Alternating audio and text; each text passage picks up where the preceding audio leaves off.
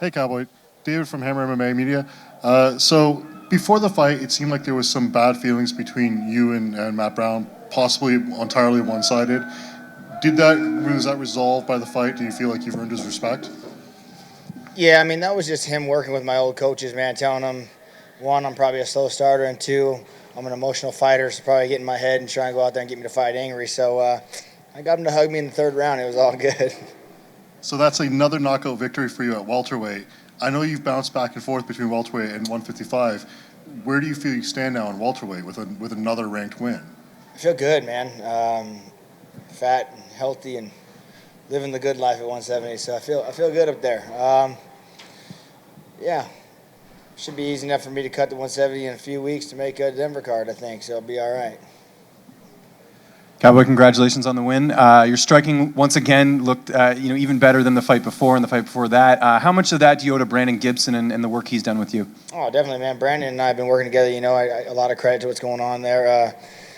My head movement, though, didn't look too good, did it? Damn, I took a lot of punches, I think, a lot of unanswered ones. But, hey, you got to dig deep sometimes. That's what I love the most about the sport is when you're up against a vent taking the hard punches and you got to deep all the way down and be like, yeah, man, fuck it, let's go.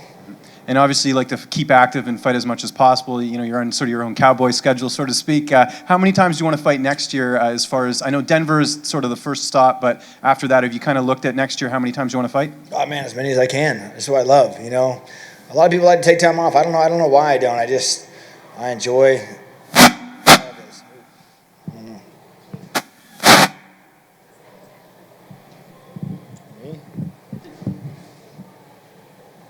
Yeah.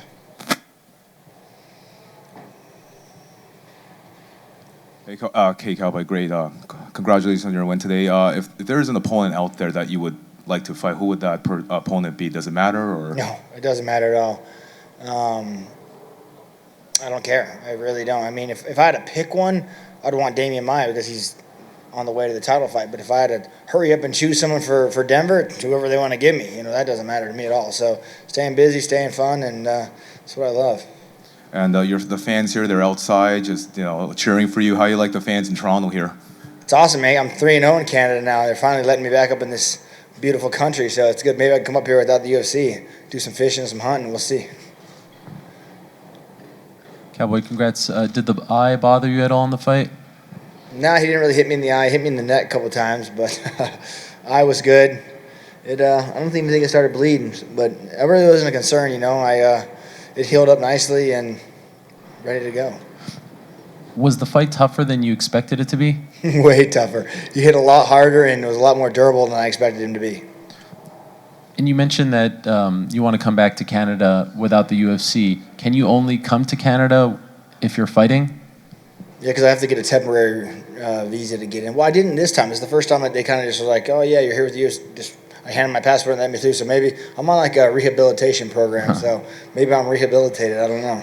And in the back, I know you said you wanted to fight in Denver, and there's Masvidal and other people who'd like to fight you. Usually these things with you happen quickly. Is there anything that you can tell us about Denver? I know nothing. So hopefully I get back here and they have a contract waiting for me. If it's Masvidal, fucking A. If it's someone else, even better. Let's go.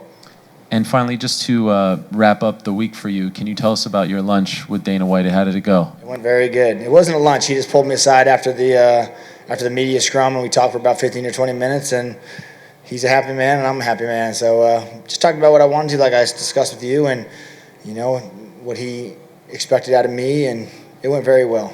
Do you feel like he was receptive to what you were saying? 1,000% receptive, yes, definitely. Do you feel like you're in a good place with him now again? I was always in a good place. It's like it reminds me when you get in trouble with your dad and they don't ground you. They just tell you how disappointed they are in you, which is even worse. So that's kind of what he did to me. And he's just like, you let me down. Not so much let him down, but it was just kind of a slap to his face. I should have let him know what I was getting involved in. It is what it is, but we're on the up and up now. Thank you. There it is. No questions. Beer 30. I think that's good. Thanks, guys.